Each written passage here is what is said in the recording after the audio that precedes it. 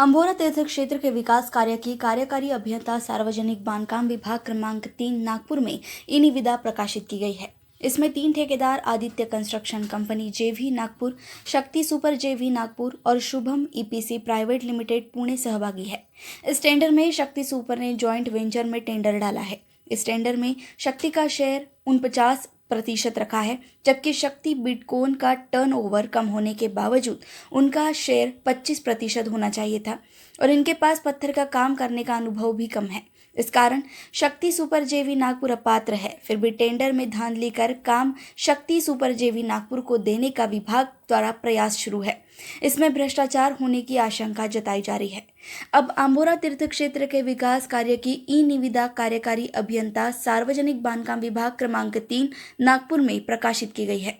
सार्वजनिक बांधकाम विभाग 3 के कार्यकारी अभियंता वैशाली गोडबोले के मार्गदर्शन में अंतर्गत ई निविदा में 110 करोड़ का टेंडर मैनेज होने की आशंका जताई जा रही है और कुछ लोगों के पास ई टेंडर में गलत जानकारी देने की भी आशंका है।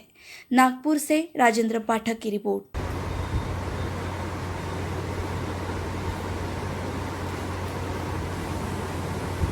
पीडब्ल्यूडी डिवीजन 3 नागपुर इसके तरफ से अंबोरा के लिए एक डेवलपमेंट का काम निकला था 110 कोटी का, जिसमें तीन कॉन्ट्रैक्टर हैं जिन्होंने पार्टिसिपेट किया था। एक है MS Aditya construction company Nagpur, दूसरी है शक्ति सुपर जेवी नागपुर और शुभम ईपीसी प्राइवेट लिमिटेड।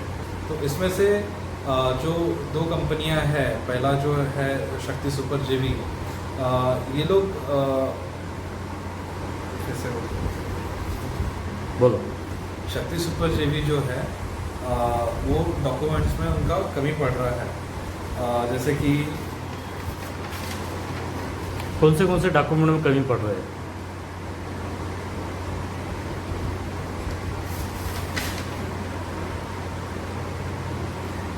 ये टेंडर में जो रिक्वायरमेंट है 130 क्यूबिक मीटर का स्टोन वर्क का, तो इन्होंने जो चंद्रपुर का डिवीजन 2 का जो वर्क डन सर्टिफिकेट लगाया है, उसमें इन्होंने जो रिक्वायरमेंट है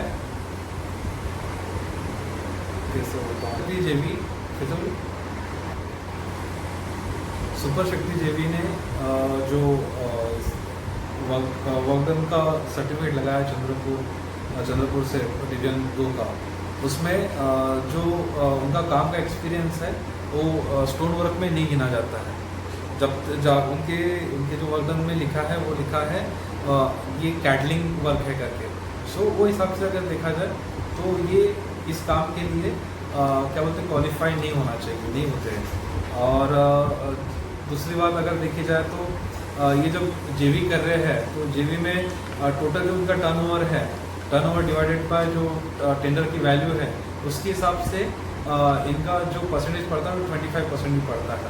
और इन्होंने जो डॉक्यूमेंटेशन में मेंशन किया 49% का, तो वो हिसाब से भी इनकी जो इन्होंने जो माहिती दी वो क्या बोलते हैं उसको करेक्ट नहीं है। तो वो हिसाब से भी सुपर जेवी जो है वो इस टेंडर के लिए क्वालिफाई नहीं होती।